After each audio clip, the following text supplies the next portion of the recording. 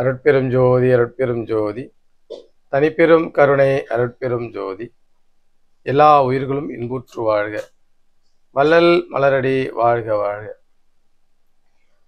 இன்றைய சன்மார்க்க சிந்தனையில் வள்ளல் பெருமான் யார், வள்ளலார் யார் அப்படிங்கிற தலைப்பில் நம்ம சிந்தனை செய்தோம் அப்படின்னா, வள்ளலார் எதற்காக வந்தார், ஏன் வந்தார், அவர் யார் என்பதற்கான ஒரு விளக்கங்களை திருவருட்பாவை துணை கொண்டு நம்ம பார்க்கணும்.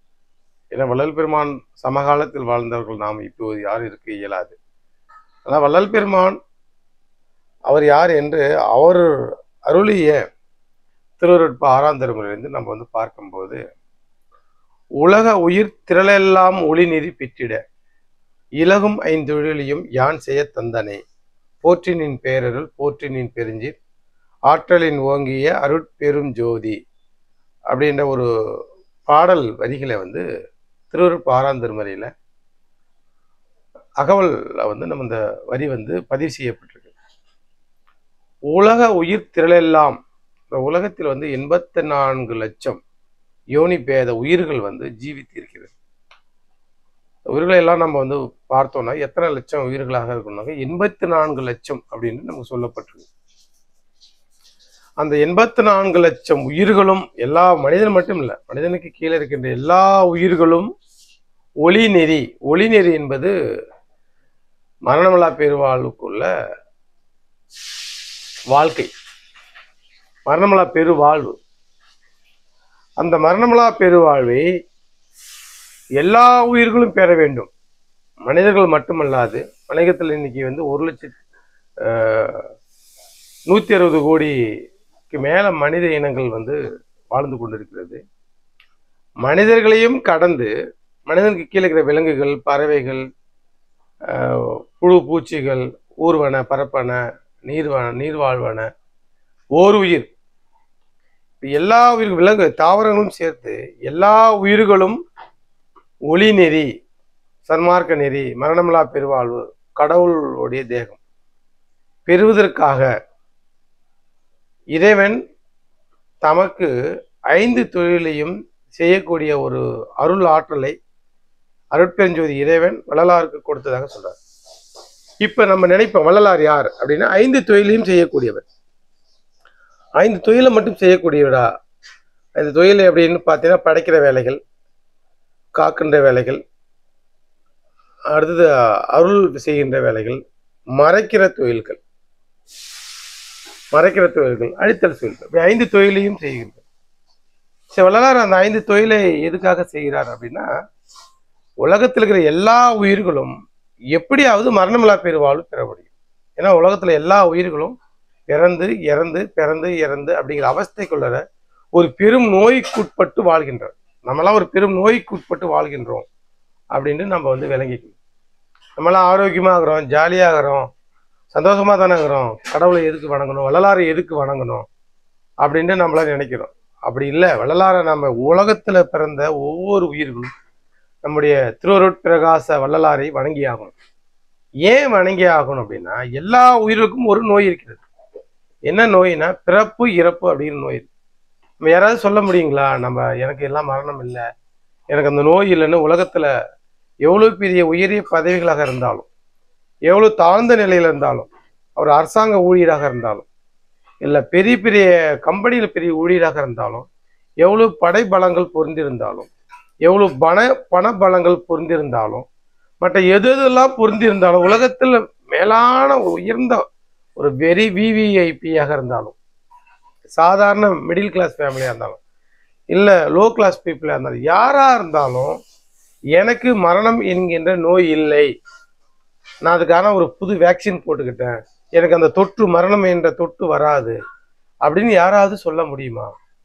சொல்லுகின்ற யாராவது காட்ட முடியுமா? அவர் பிரதமராக இருந்தாலும் சரி, பெரிய பெரிய உயரிய பதவிகள் இருந்தாலும், யாரா இருந்தாலும் எனக்கு மரணம் என்கின்ற நோய் இல்லை அப்படின்னு சொல்ல முடியுமான்னு சொல்ல முடியாது. ஏன்னா எல்லாற்றுக்கும் இந்த மரணம் என்கின்ற நோய் இருக்கிறது. யாருக்கெல்லாம் மரணம் என்கின்ற நோய் இருக்கின்றதோ அப்படின்னா எல்லாத்துக்கும் இருக்குது. எல்லாரும் வணங்கத்தக்க ஒரு கடவுள், ஒரு பரமாத்மா யாரு அப்படின்னா நம்முடைய வள்ளல் பெருமான். எப்படி நான் ஒரு ஜாதியிலே ஒரு மதத்துல பிறந்திருக்கிறேன், எங்களுக்கு மதத்துக்கு ஒரு கடவுள் இருக்கிறது. நான் ஒரு ஜாதியில பிறந்த எனக்கு ஒரு குல கடவுள் இருக்குது, எனக்கு ஒரு சமய கடவுள் இருக்குது. நான் ஒரு ஊர்ல பிறந்திருக்கிறேன், அந்த ஊர் கடவுள் இருக்குது. ஸோ அதெல்லாம் தேவையில்லையா அப்படின்னா அது அவங்கவுங்களுடைய விருப்பம். ஆனா நான் என்ன கேட்கிறேன் அப்படின்னாக்க, இப்போ உங்களுடைய மத கடவுள்களோ, உங்களுடைய சமய கடவுள்களோ, உங்களுடைய குல கடவுள்களோ உங்களுக்கு இருக்கின்ற அந்த மரணம் என்கின்ற பெரும் தொற்று பெரும் நோயை நீக்கி கொள்ள முடியுமா, நீக்கி கொள்ள கூடுமா அப்படின்னா நீங்க சிந்தனை பண்ணி உங்ககிட்ட அந்த வாய்ப்பை நம்ம வந்து விடலாம். நீங்க சிந்தனை பண்ணி பாருங்க. நான் ஒரு சமயத்துல இருக்கிறேன், என்னுடைய சமய கடவுள் இந்த அந்த கடவுள், என்னுடைய மத கடவுள் நான் அந்த கடவுள்.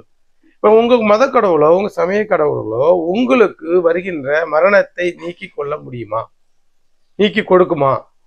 உங்களுக்குள்ள குழந்தை பேர்களை சரி பண்ணும், உங்களுக்கு இருக்கின்ற சில ஆரோக்கியமான விஷயங்களை சரி பண்ணும், உங்களுக்குள்ள மற்ற மற்ற குறைபாடுகளை சரி பண்ணும். நான் இல்லைன்னு சொல்லலை. எல்லா கடவுளுக்கும் ஒரு சக்தி இருக்குது, எல்லா சமய கடவுளுக்கும் ஒரு சக்தி இருக்குது, மத கடவுளுக்கும் ஒரு சக்தி இருக்குது, ஒரு அருள் இருக்கிறது. அந்த அருள் வந்து இந்த உலகத்துல வாழ்வதற்கு உனக்கு துணை புரியும். அதுல எனக்கு எந்த மாற்று கருத்து இல்லை. ஆனா அந்த உலக விஷயங்கள்லாம் நீங்க அனுபவிச்சுட்டு இறுதியாக உங்களுக்கு வருது இல்லையா, நமக்கெல்லாம் வருது இல்லையா, இது மரணம் எனும் பெரும்பாவி. அந்த மரணம் எனும் பெரும்பாவியை பெரும் தொற்றை சரி பண்ண கொள்ள முடியுமா, சரி பண்ணி கொடுக்குமா அப்படின்னு ஏதாவது ஒரு உங்களுக்குள்ள அந்த மத நூல்களிலோ இல்லை சமய நூல்களிலோ இல்லை வேறு சித்தாந்த நூல்களிலோ உங்களுக்கு வருகின்ற மரணத்தை ஒரு ஒளி வாழ்க்கையை ஒளி உடம்ப கொடுக்கக்கூடிய அருள் செய்ய என்னால் இயலும் அப்படின்னு அந்த நூல்கள் சொல்லுதா, அந்த வேதங்கள் சொல்லுதா அப்படின்னு பார்த்தீங்கன்னா அது இல்லை. வள்ளலார் தான் வந்து 19ஆம் நூற்றாண்டுல வள்ளல் பெருமான் அந்த உலகத்தில் தோன்றி வள்ளல் பெருமான் இந்த மாதிரி உலகத்தில் இருக்கிற எல்லா கடவுள்களும் மனிதனுக்கு இந்த உலகத்தில் வாழ்வதற்கு அது அருள் புரியுது. ஆனா அவனுக்கு இறுதியாக அந்த உலகத்தில் எதெல்லாம் அவன் பெற்றுக்கொண்டானோ அதெல்லாம் எவ்வளவு காலங்கள் வாழ முடியும்? இவர் சிந்தனை பண்ணணும். நாம் அந்த உலகத்துல கஷ்டப்பட்டு காலையில இருந்து இரவு வரைக்கும் நம்ம ரொம்ப கஷ்டப்படுறோம். ரொம்ப நம்முடைய அறிவெல்லாம் புத்தியெல்லாம் யூஸ் பண்ணி நம்ம பொருளாதாரங்களை ஈட்டிக்கொள்றோம். இந்த பொருளாதாரங்களை ஈட்டிக்கொண்டு இந்த உலகத்துல சுகபோகமா ஒரு நல்ல வீடு, நல்ல ஒரு காரு, நல்ல ஒரு வாழ்க்கை, நல்ல ஒரு பதவி, நல்ல ஒரு ஒரு லீடர்ஷிப், ஒரு தலைமைத்துவம் எல்லாம் நம்ம பெற்றுக்கொண்டு வாழ்றோம். இந்த வாழ்க்கை எவ்வளவு காலம் வாழ முடியும், எவ்வளவு காலம் உங்களுக்கு அது இருக்கும் அப்படின்னு நீங்க ஒரு சிந்தனை பண்ணி பார்க்கணும். எவ்வளவு காலம் இருக்க முடியும்? நல்லா வாழ்றோம், எவ்வளவு ஒரு ஆரோக்கியமா வாழ்றோம், ஒரு வேலையில இருக்கிறோம், ஒரு இளமை எவ்வளவு காலம் இருக்கும், இந்த வாழ்க்கை எவ்வளவு காலம் இருக்கும், இந்த குடும்பம் எவ்வளவு காலம் இருக்கும், இந்த சமுதாய பெருமைப்பாடுகள் எவ்வளவு காலம் இருக்கும், இதெல்லாம் நம்ம வந்து ஒரு சிந்தனை செய்தோம் அப்படின்னா ரொம்ப குறைவு. எவ்வளவு காலம் நம்ம வாழ முடியும்? கண்டிப்பா வந்து ஒரு 70 ஆண்டுகள், 80 ஆண்டுகள், 100 ஆண்டுகள் வாழ முடியும். அதன் பிறகு நாம் இந்த கஷ்டப்பட்டு சேர்த்த இந்த சொத்துகள், கஷ்டப்பட்டு சேர்த்த இந்த விஷயங்கள், இந்த வாழ்வு வந்து நமக்கு நிலைக்குமா அப்படின்னா நிலைக்காது. இது நம்ம முன்னோர்கள் எல்லாம் நீர்மேற் குமிழி காயம் இது நில்லாது போய் விடுமாங்கிறது. ஒரு நீருக்குள்ள தண்ணிக்குள்ளார ஒரு குமிழ் விடுறோம், காத்த விட்டோம்னா அது குமிழ்ச்சி வரும். நல்லா தண்ணிக்குள்ள வரைக்கும் அந்த குமிழ் நல்லா சத்தத்தோடு நல்லா அழகா இருக்கும். அந்த தண்ணிக்கு மேல வந்துச்சுன்னா அந்த குமிழ் வந்து ஒன்றும் இல்லாம போகும். அது மாதிரி இந்த உடம்புக்குள்ள இந்த உயிர் இருக்கின்ற வரைக்கும் இந்த வாழ்க்கை வந்து நல்ல மனைவி, நல்ல கணவர், நல்லா அழகாகிறாரு, நல்ல வசதியாகிறாரு, நல்ல பையன், நல்ல ஒரு தலைவர், நான் அப்படி என்ற பெருமைப்பாடுகள் எல்லாம் இந்த உடம்புக்குள்ள இருக்கிற வரைக்கும், இந்த உடம்புக்குள்ள உயிர் இருக்கின்ற வரைக்கும். இந்த உடம்புக்குள்ள இந்த உயிர் போனதுன்னா எல்லா பேரையும் நீக்கி, இந்த நல்ல கெட்ட எல்லா பேரும் நீங்கி பிணம் என்று பெயரிடுவார்கள், சவம் என்று பெயரிடுவார்கள். பிணம் என்று பெயரிட்டு அதை அவரை எப்படி நம்ம அடக்கம் செய்யலாம், இந்த அவரோட உடம்பை எப்ப நம்ம அடக்கம் செய்யலாம், அந்த நிலைக்கு நம்ம வந்து தள்ளப்பட்டுடும். இவ்வளவுதான் வாழ்க்கை, இவ்வளவுதான் வாழ்க்கை. அதனால இந்த வாழ்க்கைக்கு தேவையானதுக்கு இவ்வளவுதான் இந்த வாழ்க்கை. இந்த வாழ்க்கைக்காக, இந்த அற்பமான ஒரு வாழ்க்கைக்காக அதிகாலையிலிருந்து இரவு வரைக்கும் படாத பாடுபட்டு இந்த மனித இனங்கள் வந்து ஓடிக்கொண்டு இருக்கின்றோம். இந்த வாழ்க்கை இந்த உலகத்தில் வாழ்வதற்கு தேவை. பட் அதே காலத்தில் அதே நேரத்தில் இதையும் கடந்த ஒரு வாழ்க்கை இருக்கிறது, இதையும் கடந்த ஒரு வாழ்வு இருக்கிறது.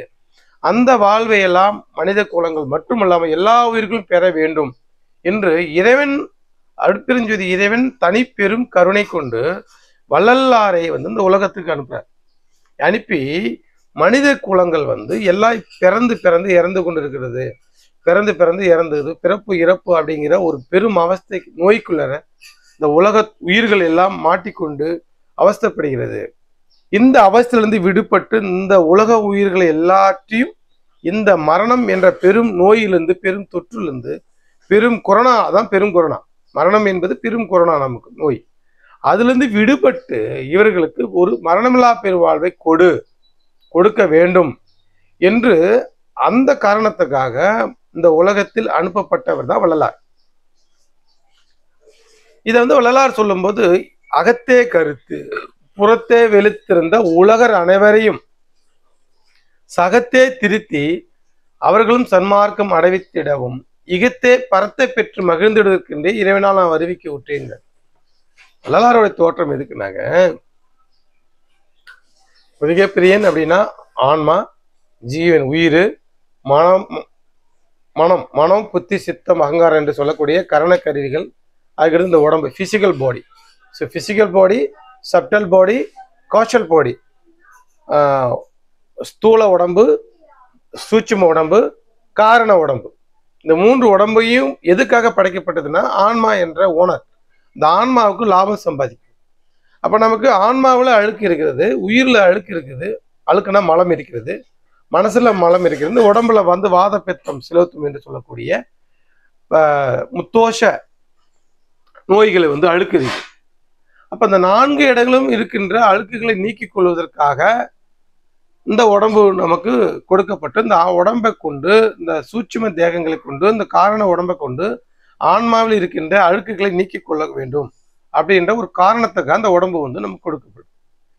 ஆனா வள்ளல் பெருமானாருக்கு முன்னாடி இருக்கின்ற எல்லா யோகிகளும், ஞானிகளும், சித்த மார்க்கங்களும், அது சைவ சித்தாந்தம் இருந்தாலும் சரி, சித்த மார்க்கமாக இருந்தாலும் சரி, வேற வேற மத நூல்கள், மத மார்க்கங்களாக இருந்தாலும், குலதெய்வ மார்க்கங்களாக இருந்தாலும், சமய மார்க்கங்கள் எல்லாமே உடம்புல இருக்கின்ற மலங்களை, சுத்தங்களை நீக்கிக் கொள்வதற்கான தகவல்கள் கொடுக்கப்பட்டது. மனசுல இருக்கின்ற கரணக்கருவிகள் இருக்கின்ற அழுக்குகளை நீக்கிக் கொள்ளக்கூடிய யோக முறைகள், ஞான முறைகள் நமக்கு கற்பிக்கப்பட்டது. அதேபோல உயிர் தத்துவத்தில் உயிரில் இருக்கின்ற அழுக்குகளை, ஆணவம் கண்ம மாயை நீக்கிக் கொள்ளக்கூடிய நமக்கு யோக முறைகள், சரியை கிரியை யோகா ஞான முறைகள் நமக்கு கொடுக்கப்பட்டது. அது இந்த உலகத்தில் போய்கொண்டிருக்கு. ஆனா அதையும் கடந்த ஆன்மாவில் இருக்கின்ற அழுக்குகளை, ஆணவம் கண்ம மாயை போன்ற அழுக்குகளை நீக்கிக் கொள்ளக்கூடிய ஒரு யோக முறைகளை, ஒரு சரியை முறையை, ஒரு கிரியை முறைகளை, ஒரு யோக முறைகளை, ஞான முறைகளை இது வரைக்கும் இருக்கின்றதானா? அது இல்லை. ஸோ அதற்காக தான் வள்ளலார் சொல்றார், இந்த ஆன்மாவில் இருக்கின்ற அழுக்குகள் சேர்த்து நீக்கினாதான் உலகத்தில் உயிர்கள் ஒளி நெறி பெற்று மரணமில்லா பெருவாழ்வு வாழ முடியும், எக்காலத்தில் மடியாம வாழ முடியும், எந்த உலகத்திலும் அழியாமல் வாழ முடியும் என்பதற்காக இறைவனால் என்னை இந்த உலகத்துக்கு வருவிக்க விட்டார். சரி, வள்ளலார் மனிதன் இந்த பூலோகத்துல, இந்த பிரபஞ்சத்துல வாழ்கின்ற மனிதர்கள் மற்றும் மரணமில்லா பெருவாழ்வு வாழ்வதற்காக அனுப்பப்பட்டாரா அப்படின்னா இல்லை. உலகர் அனைவரையும், உலகர் அப்படின்பது இந்த உலகர், மேல் உலகத்து நம்மை கடந்து பிரம்மன் உலகம் இருக்குது, ருத்ரன் உலகம் இருக்குது, விஷ்ணு உலகம், சதாசிவ உலகம், விந்து உலகம், நாத உலகம், பரநாத உலகம், பரவிந்து உலகம், பறை உலகம், பரம்பரம் உலகம், பராபரை. இந்த பராபரை உலகம் தான் சித்தர்களால் அடைந்த நிலை. சித்தர்கள் எல்லாம் பராபரை உலகத்தில் தான் போய் வாழ்றாங்க, அணு உடம்போடு வாழ்றாங்க, அணு தேகத்தோடு, சூட்சும தேகத்தோடு. அந்த பராபர உலகத்தில் உள்ளவர்களுக்கும், உலகர் அனைவரையும், உலகத்தில் எல்லா உயிர்களையும் சகத்தே திருத்தி அவர்களும் சன்மார்க்கம் அடைத்திடுவோம். அவர்கள் எல்லாமே நம்ம மட்டும் வள்ளலார் சொல்லுகின்ற சன்மார்க்க உலகத்துக்கு போகணும் என்பதில்லை. மேல் உலகத்தில், பிரம்மா உலகத்தில் போய் வாழ்ந்தவர்கள் கூட அவர்களும் இந்த பிரபஞ்சத்தில் திருவருட்பா படிச்சு சுத்த சன்மார்க்கத்தை வணங்கி அவர்களும் மேல் உலகத்தை அருட்பெருஞ்சோதி இறைவனை அடைய வேண்டும் என்பதற்காக வள்ளலார் அந்த உலகத்துக்கு அடையாள சின்னமாக அனுப்பப்பட்டார். அப்ப நாமளும் போவோம். அவங்க எப்ப போவோம்? இப்ப நாம 100 ஆண்டுகள் வாழ்றோம், அதுக்குள்ள நம்ம சன்மார்க்கத்தை கடைப்பிடிச்சு மேல் உலகத்துக்கு போவதற்கு கடமைப்பட்டவர்கள். மேல் உலகத்துல நம்மளை படைச்ச பிரம்மா, விஷ்ணு அவங்களாம் எப்போ வருவாங்கன்னா அவர்களுக்கு கொடுக்கப்பட்ட ஒரு வாழ்வு. பிரம்மாவுக்கு 4,32,2 ஆண்டுகள் வரைக்கும் அவர்கள் வாழ்வு. அதுக்கு முடிஞ்சு அந்த வாழ்க்கை முடிஞ்சு அவர்கள் திரும்புவார்கள் எங்க? இந்த பிரபஞ்சத்துல, இந்த உலகத்து பூலோகத்துல பிறந்து அவர்கள் சன்மார்க்கத்துல வாழணும். அப்ப இந்த உலகத்துல எது ஆட்சி ஆளும்னாக்க சன்மார்க்கம் ஆட்சி ஆளும். வள்ளலார் சொன்ன இந்த சன்மார்க்கம் ஆட்சி ஆளும். அப்ப சன்மார்க்கம் ஆட்சி ஆளும் போது அவர்கள் திருவருட்பா படிப்பாங்க, அவர்கள் வடலூர் வருவாங்க, ஜோதி தரிசனம் பார்ப்பாங்க, ஜீவகாரணி செய்யணும், அடைஞ்சு அவர்கள் வள்ளலார் சொல்லுகின்ற அந்த மரணமில்லா பெருவாழ்வை ஒளிநெறியை பெறணும் என்பதற்காகத்தான் நமக்கு இந்த சன்மார்க்கம் கொடுக்கப்பட்டது. வள்ளலார் இங்கே அனுப்பப்பட்டார்.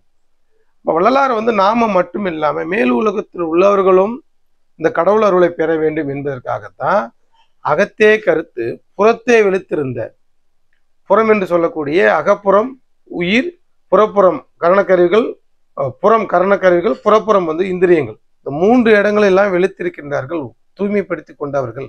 அவர்களும் கூட ஆன்மாவில், அவர்களுடைய ஆன்மாவிலும் கூட கருத்து இருக்கிறது. ஆன்மா முழுவதும் சுத்தி செய்யப்படவில்லை. அப்ப அவர்களும் இந்த உலகத்தில் பிறந்து அவர்களும் சன்மார்க்கத்தை கடைப்பிடித்தால்தான் அவர்களுடைய ஆன்மாவில் இருக்கின்ற அழுக்குகளை நீக்கி அவர்கள் இந்த பராபர உலகையும் கடந்த, அந்த பரசிவ உலகத்தையும் கடந்த சுத்த சன்மார்க்க பெருவெளி அடைய வேண்டும்.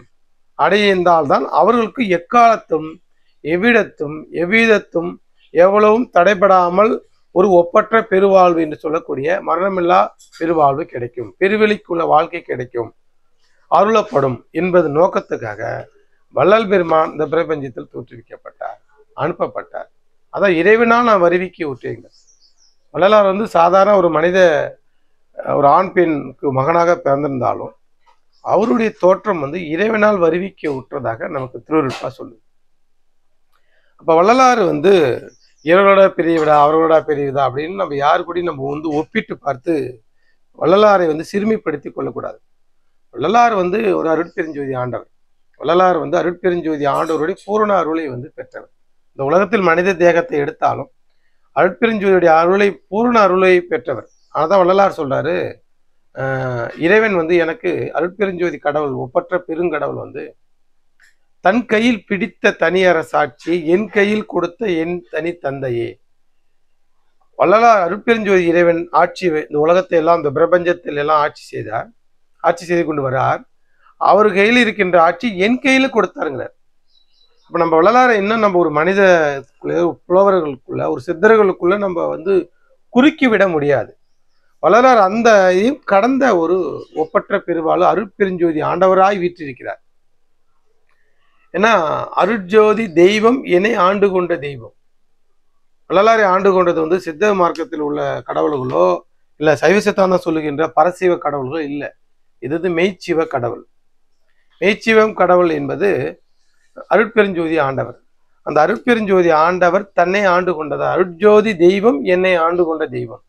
என்னை பரசிவ தெய்வம் என்னை ஆண்டு கொள்ளவில்லை, என்னை குலதெய்வம் ஆண்டு கொள்ளவில்லை, எந்த நால்வர்களும் என்னை ஆண்டு கொள்ளவில்லை.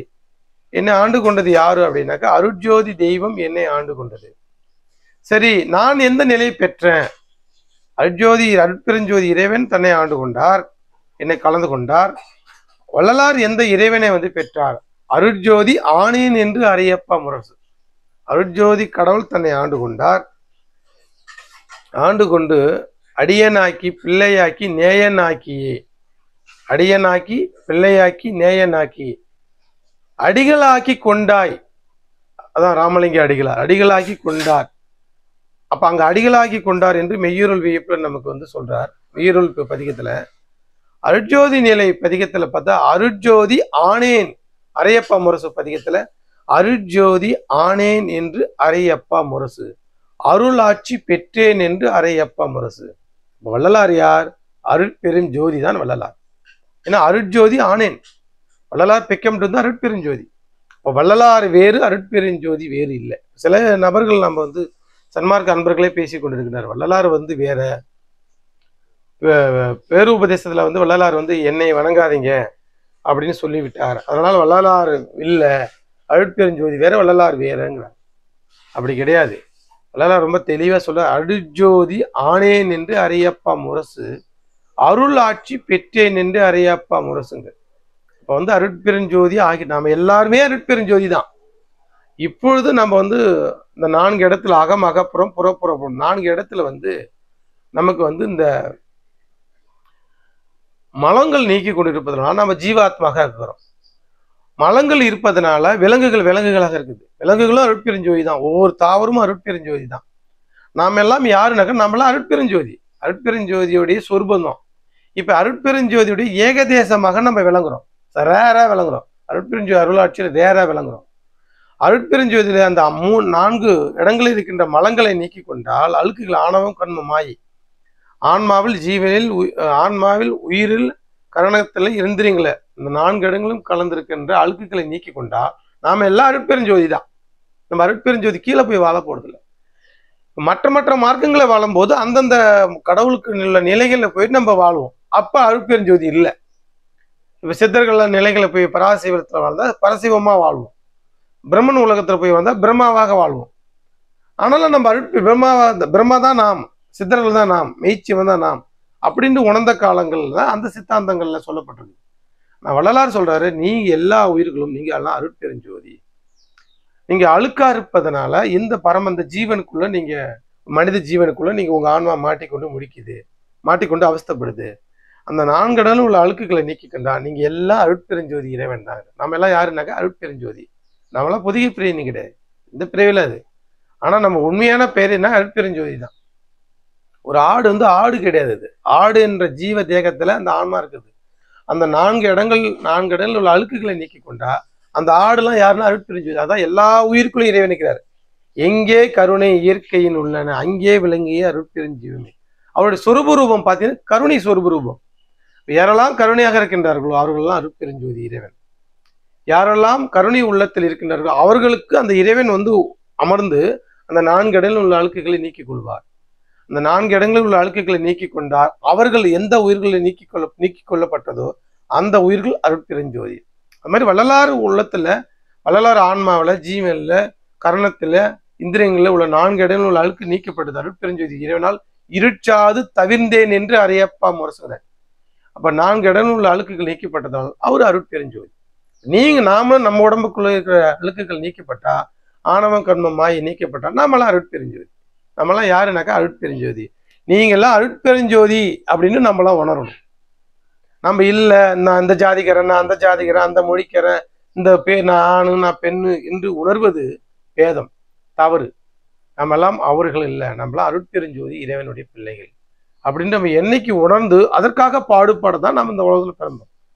நம்ம உலகத்துல எல்லாம் இந்த வர்க்கத்தை பெருக்கிக்கிட்டு நான் அந்த ஜாதிக்காரனா வாழ்றது, இந்த ஜாதிக்காரனா வாழ்றது, அதோட வாழ்றது, இதை கட்டி கொண்டு வாழ்றது, அதை கொட்டி கொண்டு வாழ்வதுக்கா இல்லை.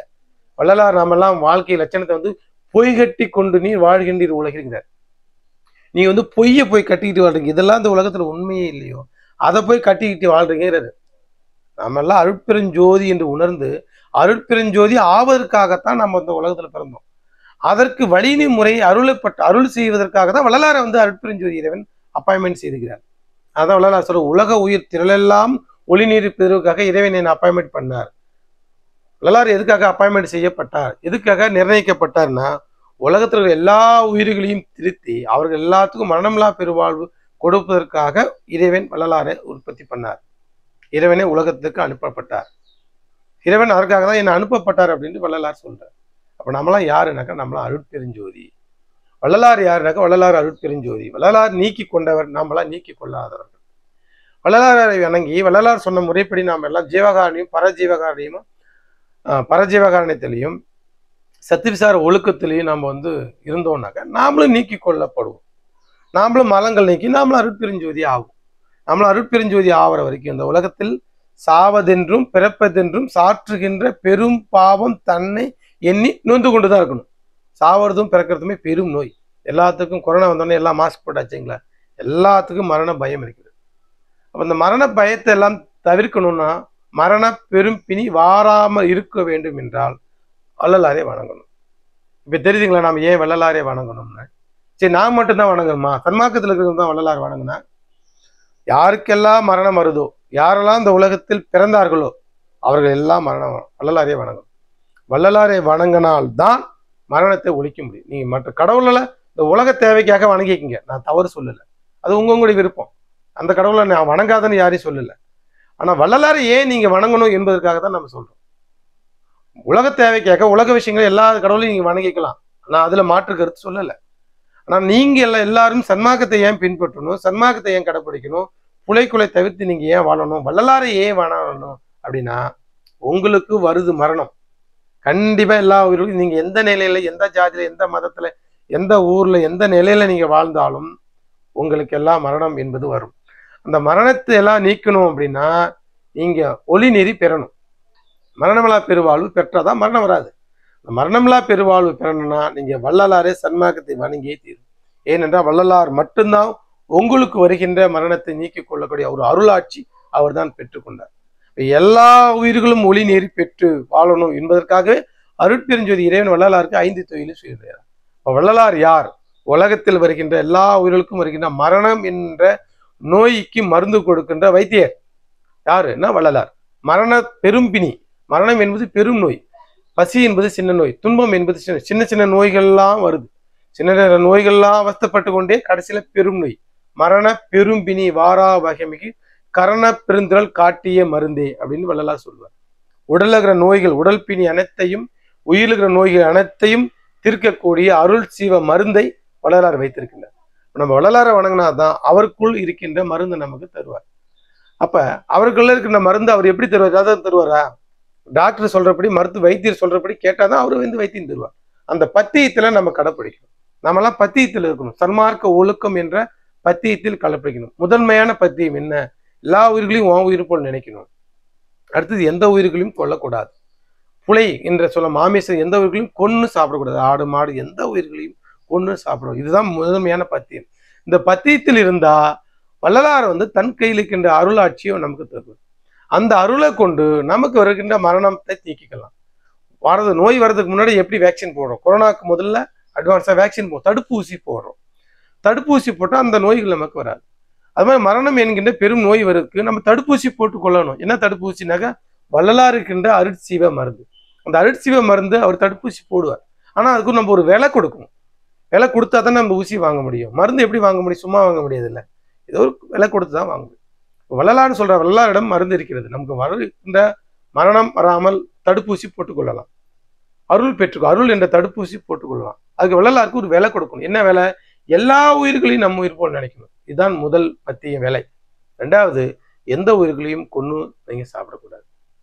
எல்லா உயிர்களையும் உங்க உயிர் போல் நினைக்கணும். எந்த உயிர்களையும் நீங்க கொல்லக்கூடாது. புலை மாமிசத்தையும் சாப்பிடக்கூடாது. சாப்பிடாம இருந்த பத்தியத்தைப்படி இருந்தோன்னா வள்ளலார் அவரிடம் இருக்கின்ற அருட்சீவ மருந்து நம்ம கொடுப்பாரு. அந்த அருட்சீவ மருந்தை நம்ம சாப்பிட்டோம் அப்படின்னா இந்த உடம்புக்கு மரணம் வராது. மரணம் மட்டும் இல்லை, நம்ம உடம்புக்கு மூப்பு வராது, என்றும் இளமையா இருப்போம், நோய் வராது, அவஸ்தையில் எந்த அவஸ்தையுமே இல்லை. அப்போ நம்ம உலகத்துல போய் பொய்யை கட்டிக்கொண்டு வாழ்றத நம்ம இன்னைக்கு ஒரு முடிவுக்கு வரணும். பொய்யை நம்ம கட்டி கொண்டு வாழக்கூடாது. உலகத்துல வாழும் தேவைக்கு வாழ்ந்துக்க வேண்டியதான். நம்ம உலகத்துல வேலை எதுவும் வேணாம், பணம் காசு மனைவி குடும்பம்லாம் வேணான்னு சொல்லலை. உலக தேவைக்காக வாழணும். ஆனால் உலக தேவையும் கடந்து நமக்கு ஒரு முக்கியத்துவம் கொடுக்கப்பட்டது.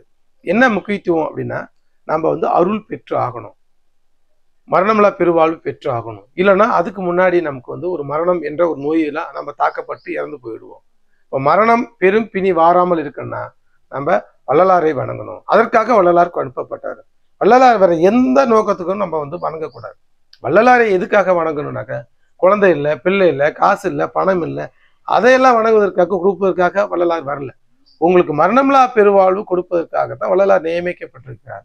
அருளாட்சி பெற்றிருக்கிறார். நம்ம எல்லாம் மரணமில்லா பெருவாழ்வு பெற்றே ஆக வேண்டும் என்பதற்காகத்தான் வள்ளலார் சொல்ல கொடுக்கிறார். இப்போ வள்ளலார் யார் என்றால் நமக்கெல்லாம் மரணமில்லா பெருவாழ்வு கொடுக்கின்ற ஒரு குல தெய்வம், ஒரு உண்மையான தெய்வம், ஒரு அருள் பெரும் ஜோதி தெய்வம் என்பதை நம்ம வணங்கிக்கணும். ஸோ எல்லாமல் அருள் பெருஞ்சோதி இறைவனால் நமக்கு கொடுக்கப்பட்ட ஒரு அற்புத தந்தை, அற்புத கடவுள், தாயாகி தந்தையமாய் வழங்குகின்ற தெய்வம் யாருன்னா நம்முடைய வள்ளலார், நம்முடைய திருவருட்பிரகாசம் என்று சொல்லக்கூடிய வள்ளலார். ஸோ வள்ளலாரை நம்ம வணங்கி வள்ளலார் கொள்கைப்படி அருட்பாப்படி நம்ம திருவருட்பா சொல்லப்படுகிற நூல்களை தினசரி படித்து இந்த அருள் பெரும் ஜோதி இறைவன் கொடுத்த வேதத்தை படி நம்ம நடந்தோம், கடைப்பிடித்தோம்னா நமக்கு எல்லாம் அருட்சிவ மருந்து கன்ஃபார்ம் உறுதியாக கொடுக்கப்படும். அந்த மருந்து நம்ம உண்டு வாழ்ந்தோம்னா நமக்கு எக்காலத்திலும் மரணமில்லா பெருவாழ்வு ஒளி நீரி வாழ்க்கை நமக்கு உண்டு. எல்லாமல்ல அருட்பெருஞ்சோதி இந்த பெரும் கருணை நமக்கு செலுத்தியது. அவர் திருவடிக்கு நம்ம நன்றி வணங்குவோம். இந்த அருட்சிந்தனையில், அருட்பா சிந்தனையில், இன்றைய சிந்தனையில் உங்களுக்கு வள்ளலார் யார், மரணமில்லா பெருவாழ்வு கொடுக்கின்ற பெரும் கடவுள் என்பதை உணர்த்துவதை, விளக்குவதை, விளங்கியதை நான் பெரும் பாக்கியமாக அடியேன் கருதினேன். அடியனுக்கு கொடுக்கப்பட்ட ஒரு பெரும் பாக்கியமாக நான் கருதுகிறேன். இந்த உண்மையை நீங்கள் அனைவரும் விளங்கிக் கொள்ள வேண்டும் என்று இந்த காணொலி வழியாக உங்களை வேண்டி விரும்பி கேட்டுக்கொள்கிறேன். நன்றி, வணக்கம். அருட்பெருஞ்சோதி, அருட்பெருஞ்சோதி. தனிப்பெரும் கருணை அருட்பெரும் ஜோதி எல்லா உயிர்களும் இன்புற்று வாழ்க. உலக உயிர் திரளெல்லாம் ஒளி நீர் பெற்று வாழ வேண்டும் என்று எல்லாம் வல்ல அருட்பெருஞ்சோதி இறைவன் திருவடியை வேண்டி வணங்கி கேட்டுக்கிறேன். நன்றி, வணக்கம்.